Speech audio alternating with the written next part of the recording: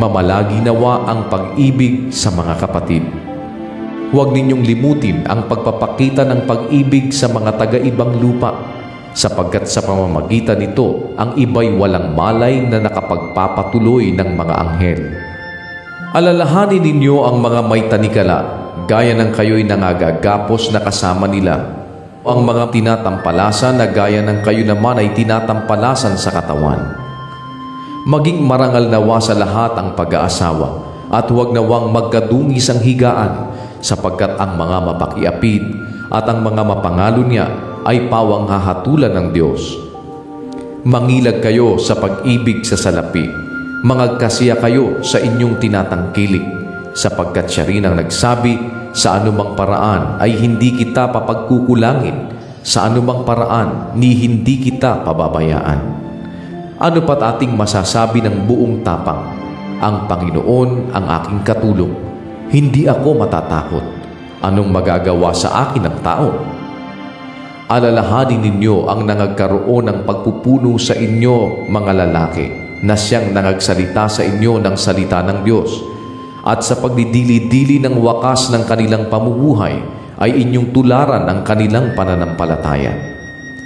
Si Jesucristo ay siya ring kahapon at ngayon, oo, at magpakailanman. Huwag nga kayong padala sa mga turong sari-sari at di kilala, sapagkat mabuti na ang puso ay patibayin sa pamamagitan ng biyaya, hindi sa pamamagitan ng mga pagkain na di pinakikinabangan ng mga nag-abala sa kanila. Tayo ay may isang dambana na hindi matwid kainan ng mga nagsisipaglingkod sa tabernakulo, sapagkat ang mga katawan ng mga hayop na ang mga dugo'y dinadala ng dakilang saserdote sa dakong banal na handog na patungkol sa kasalanan ay sinusunog sa labas ng kampamento. Kaya naman si Jesus, upang mapaging banal sa pamamagitan ng kanilang sariling dugo ang bayan, ay nagbata sa labas ng pintuan. Atin nga siyang labasin sa labas ng kampamento na dalhin natin ang kanyang pagkadusta, sapagkat dito'y wala tayong bayan na namamalagi, ngunit hinahanap natin ang bayan na darating. Sa pamamagitan nga niya ay maghandog tayong palagi ng hain ng pagpupuri sa Diyos, sa makatwid baga ay ng bunga ng mga labi na nagpapahayag ng kanyang pangalan. Datapwat ang paggawa ng mabuti at ang pag-abuloy ay huwag ninyong kalimutan, sapagkat sa mga gayong hain ang Diyos ay totoong nalulugod.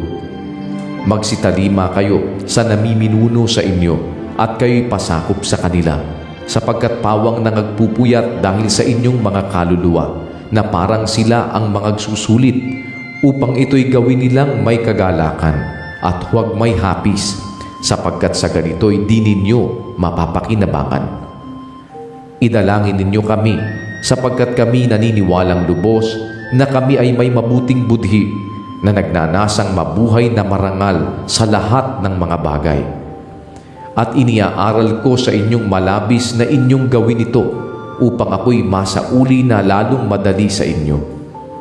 Ngayon, ang Diyos ng kapayapaan na muling nagdala mula sa mga patay sa dakilang pastor ng mga tupa sa pamamagitan ng dugo ng walang hanggang tipan, sa makatwid bagay ang Panginoon nating si Jesus, ay pakasakdalinawan niya kayo sa bawat mabuting gawa upang gawin ang kanyang kalooban, na gawin sa atin ang nakalulugod sa paningin niya sa pamamagitan ni Jesucristo, na mapasa kanya nawa ang kaluwalhatian magpakailanman.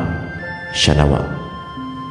Datapwat ipinamamanhi ko sa inyo, mga kapatid, na inyong pagtiisan ng salitang iniaral, sapagkat kayo'y sinulatan ko ng ilang salita. Inyong talastasin na ang ating kapatid na si Timoteo ay pinawala na kung siya'y dumating na madali, kayo'y makikita kong kasama niya. Batiin ninyo ang lahat ng mga namiminuno sa inyo at ang lahat ng mga banal. Kayo'y binabati ng nangasa Italia. Ang biyaya'y sumainyo nawang lahat. Siya nawa.